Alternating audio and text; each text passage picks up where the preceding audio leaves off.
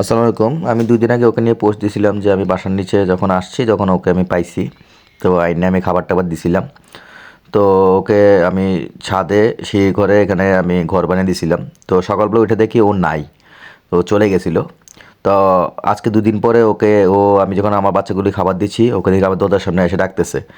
তো যখন আমি দরজা খুলছি ও দৌড় দিয়ে যেয়ে আবার এই ঘরে ঢুকে গেছে। ছাদের উপরে ছাদের কোণে ঘরে যে ছিল ঘরটা বানিয়ে দিছিলাম ওই ঘরের ভিতরে ঢুকে গেছে। তো আমি তাড়াতাড়ি করে খাবার নিয়ে আসছি। খাবার নিয়ে আইসা ওকে দিলাম।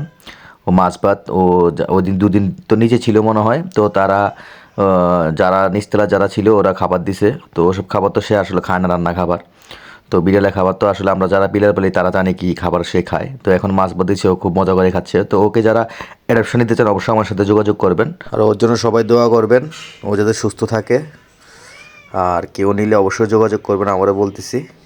সবাই ভালো থাকবেন। আসসালামু আলাইকুম।